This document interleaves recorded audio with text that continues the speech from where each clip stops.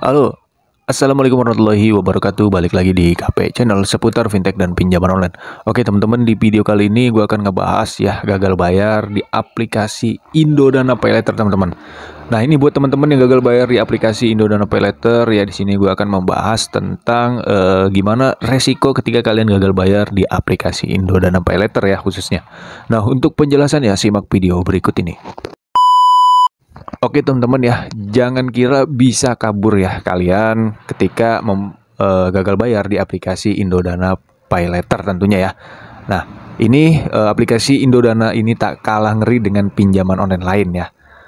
Nah, Indodana ini merupakan salah satu platform fintech yang sudah menggunakan teknologi canggih dan sudah terpercaya ya untuk menjaga keamanan dan kerahasiaan data pribadi. Ya, Indodana juga termasuk aplikasi pinjaman online yang aman ya dan legal yang sudah terdaftar dan berizin di Otoritas Jasa Keuangan. Seperti Kredit Pintar ya, terus Kredipo atau bahkan Shopee juga ya, Indodana ini menawarkan pinjaman dengan limit tinggi dan tenor lama hingga 12 bulan, teman-teman ya. Nah, selain pinjaman dana instan, Indodana juga menawarkan fitur pay later-nya ya, yang bisa dipakai di beberapa marketplace ya. Kalian bisa menggunakannya ya, atau kalian ingin mengambil barang HP elektronik juga bisa menggunakan aplikasi Indodana Paylater dengan mencicilnya ya. Ada yang 3 bulan, 6 bulan atau 12 bulan. Nah, di balik kemudahan yang diberikan ya tentunya ada resiko yang harus ditanggung jika pengguna Indodana terlambat membayar tagihan ya. Apalagi peminjam tidak bisa memilih tenor sesuka hatinya. Tanggal jatuh tempo pun sudah ditentukan secara otomatis oleh sistem. Ya, tentunya debt collector Indodana bisa mendatangi alamat rumah hingga menghubungi kontak darurat peminjam saat melakukan penagihan. Karena itu penting untuk tahu resiko gagal bayar di aplikasi Indodana Paylater sebelum melakukan pinjaman. Nah, di sini gue akan ngebahas lebih rincinya lagi tentang resiko gagal bayar Indodana Paylater itu apa aja ya. Nah, yang pertama ya, kalian pembayaran tagihan maksimal dilakukan pada tanggal jatuh tempo. Artinya ketika kalian lewat jatuh tempo ya, ini untuk di Indodana Paylater atau di Indodana Cicil juga sama ya. Ketika kalian lewat jatuh tempo itu bakal yang pertama adalah menghubungi nomor kontak darurat.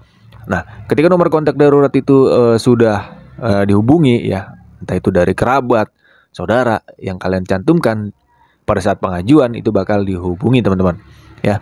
Nah, sebelum ke kontak darurat biasanya ya dia menghubungi kalian itu ya berkali-kali gitu ya. Spam kalian lewat telepon, lewat email, lewat WhatsApp, itu banyak teman-teman. Itu akan bakalan kalian ditelepon terus-menerus gitu. Nah, yang kedua ya, kegagalan pembayaran akan dikenakan biaya keterlambatan ya, sesuai dengan kebijakan yang berlaku di Indodana dan tertera pada kontrak pinjaman. Anggap aja ini adalah bunga ya atau denda ketika kalian gagal bayar ya, resikonya itu akan menumpuk bunganya teman-teman ya. Itu resiko yang harus kalian hadapi di aplikasi Indodana. Nah, selanjutnya ya, kegagalan pembayaran juga akan mempengaruhi kualitas kredit ya. Ketika kalian gagal bayar ya, otomatis ya skor kredit atau BI checking kalian ya itu akan masuk ke institusi keuangan ya, atau yang kita kenal dengan blacklist BI checking di SLIK OJK. Nah, selanjutnya setelah masuk ke SLIK ya biasanya ada penagihan secara langsung atau yang kita sebut dengan DC lapangan. Nah, untuk DC lapangan ini ya di Indodana sendiri ya, banyak pertanyaan nasabah yang gagal bayar di Indodana ya. Itu gimana bang untuk Indodana? Ya, setahu gua ya dan sepengalaman dari kawan-kawan nasabah yang gagal bayar, bahwa Indodana itu memang ada DC lapangannya teman-teman. Ya, terbukti dari beberapa info lowongan kerja ya. Untuk mulai sekarang ini ya, bahwa DC lapangan itu mulai merata teman-teman ya. Bahkan ada di Jawa Tengah, Jawa Timur ya, Jawa Barat apalagi ya. Memang dari dulu Indodana ini sudah ada DC lapangannya. Ya, di kota-kota besar memang DC lapangan Indodana ini merata teman-teman. Jadi hati-hati buat kalian yang gagal bayar di aplikasi Indodana, itu baik Paylater ataupun yang uangnya ya atau cicilnya teman-teman. Ya, karena Indodana ini kalau sudah menyangkut Paylater itu memang sudah perusahaan yang besar gitu. Jadi hati-hati aja ya, kalian yang menanyakan tentang DC lapangan. Sekali lagi gue katakan bahwa Indodana itu ada DC lapangannya merata.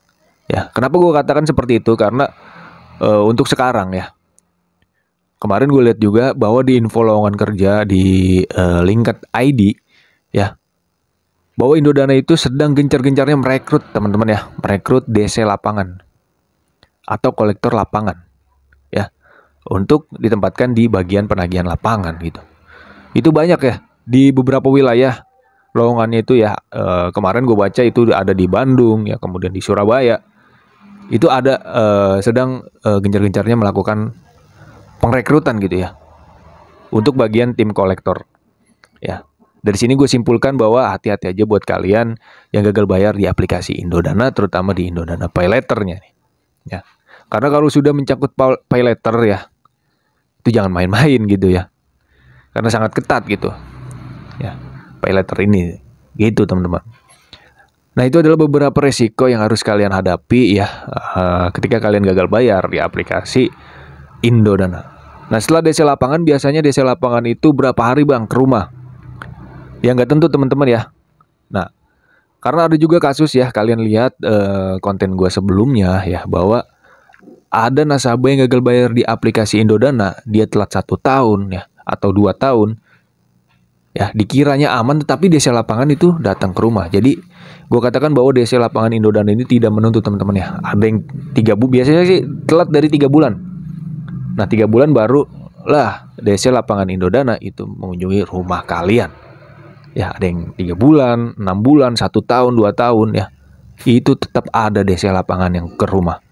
Karena dari beberapa kasus seperti itu yang gue temukan ya. Jadi intinya yang gue katakan sekali lagi ya, teman-teman jangan takut ya, jangan panik. Masalah DC lapangan ini gampang sebenarnya ya. Kalian harus hadapi aja gitu ya. Jangan takut, jangan panik ya. Ini kunci yang harus kalian dahului gitu ya. Siapkan ya, tanamkan mental kalian gitu bahwa cuma utang segini gitu, gua hadapin aja DC lapangan. Jangan kabur gitu ya. Hadapin aja, kalau nggak ada uang ya ngomong nggak ada uang. Dia juga kan tugas dari atasannya gitu ya.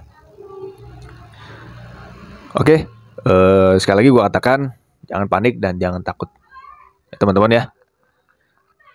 Untuk menanyakan Indodana DC lapangan ada atau enggak bang? Ya, itu memang ada teman-teman ya. Yang perlu kalian garis bawahi ya, kalian jangan panik dan jangan takut ya. Nah, selanjutnya untuk menghadapi DC lapangan Indodana ya, kalian sebelum dia menagih gitu ya, kalian harus lihat dulu nih ya. Kalian harus tanyakan dulu surat penagihannya jelas atau tidak ya. Kemudian ada kartu identitasnya atau tidak ya. Itu kalian tanyakan semua teman-teman. Karena biasanya kalau untuk telat 1 tahun atau 2 tahun ya, karena itu kan udah rentang jaraknya lama gitu ya. Harusnya untuk secara penagihan ya, atau aturan OJK, Otoritas Jasa Keuangan, bahwa untuk 90 hari itu tidak adanya penagihan ya, baik offline maupun online. Jadi langsung jatuhnya ke slik OJK. Nah, gitu teman-teman ya. Oke, segitu aja ya video kali ini mengenai gagal bayar resiko Indodana ya. Kalian jangan berpikir bahwa ketika gagal bayar telat 1 tahun atau 2 tahun itu aman ya. Kalian harus tetap waspada gitu ya, tetap siapkan mental gitu untuk mempersiapkan adanya DC lapangan yang ke rumah. Oke? Sekali lagi gue katakan jangan panik, jangan takut ya. Tetap berpikir positif ya. Tetap melakukan aktivitas seperti biasa gitu ya. Terima kasih yang sudah menonton ya. Mungkin segini aja video kali ini ya. Semoga bermanfaat buat kalian. Thanks for watching dan salam galbay.